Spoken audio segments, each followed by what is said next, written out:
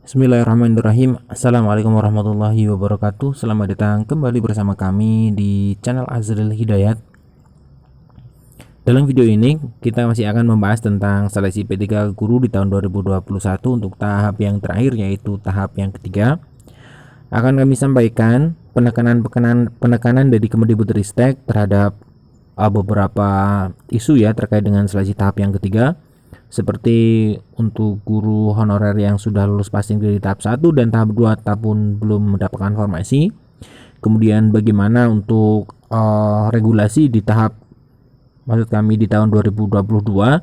Nah, akan kami bahas dalam beberapa informasi berikut ini. Namun sebelum kita masuk di pembahasan, bagi teman-teman yang baru saja menemukan channel ini, silahkan subscribe dan jangan lupa nyalakan lonceng notifikasinya. Terima kasih.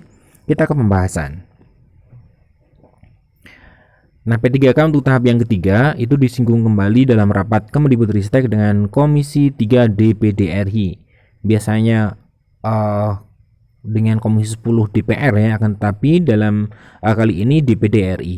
Adapun pembahasan soal P3 tahap 3 itu mengenai guru yang sudah lulus passing grade. Pada seleksi P3 tahap 3, Dirjen atau Direktur Jenderal Guru dan Tenaga Kependidikan Bapak Iwan Syahrir mengemukakan solusi untuk guru yang sudah lulus passing grade. Untuk guru yang sudah lolos passing grade tapi belum dapat formasi, solusi utamanya adalah bagi pemerintah daerah untuk mengajukan formasi, tutur Dirjen GTK Iwan Syahrir yang dikutip berita seluraya.com dari kanal YouTube. Tanpa ini maka tidak bisa menyelesaikan masalah formasi yang sebenarnya masih tersedia dan sudah dianggarkan dana dan dialokasikan dan bersifat sudah dikunci tambahnya. Ia juga mengemukakan tentang alokasi anggaran yang sudah disiapkan untuk P3K tahun 2022. Artinya seperti ini, bagi teman-teman guru honorer yang sudah lolos passing grade, kalau berdasarkan pernyataan Bapak Iwan Syahrir ya, itu masih bergantung pada pemerintah daerah. Karena pemerintah daerah ketika sudah membuka formasi, menambah formasi, tentunya guru-guru yang sudah lolos passing grade bisa langsung masuk ke formasi tersebut.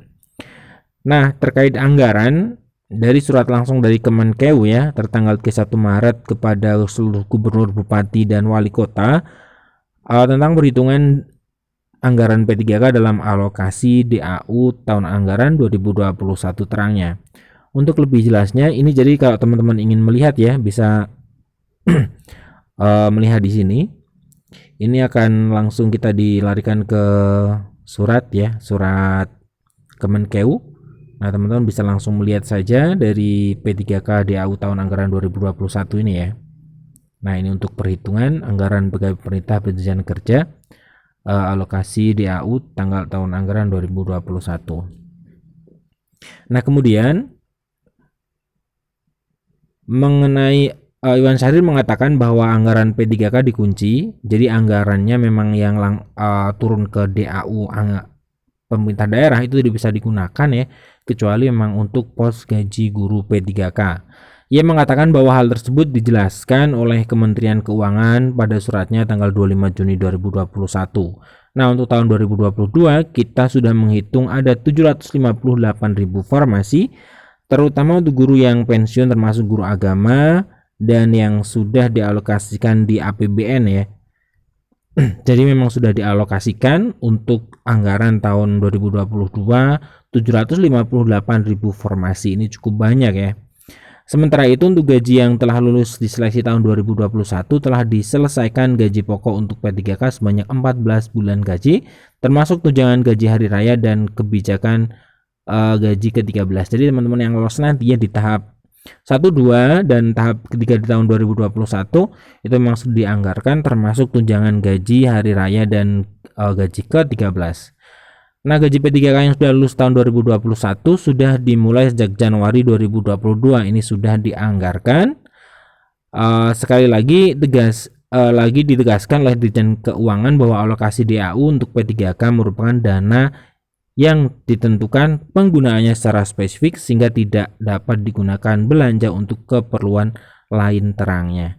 Nah, ini informasi terkait dengan pelaksanaan P3K guru ya, yang masih bertanya di tahap yang ketiga.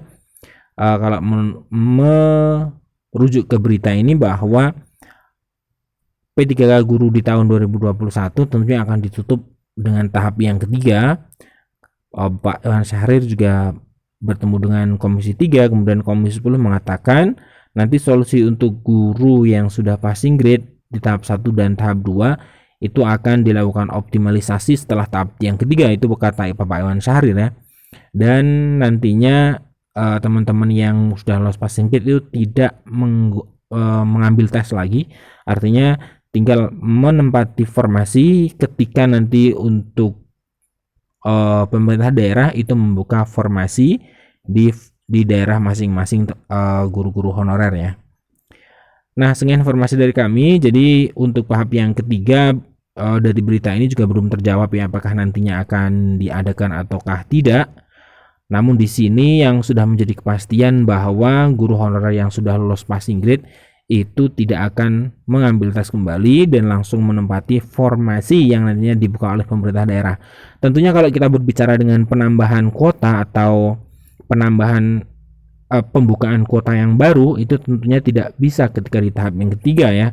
Nah, tentunya nanti di tahun 2022 itu baru bisa adanya formasi baru, yaitu 758.000 formasi yang nantinya akan dibuka di tahun 2022. Dan teman-teman yang sudah lulus passing grade ketika nantinya dibuka di tahun 2022 itu bisa langsung mengisi formasi. Jadi teman-teman silakan berkoordinasi dengan pemerintah daerah apakah pengajuan formasi di daerah teman-teman di tahun 2022 itu sudah mengakomodir dari teman-teman sekalian.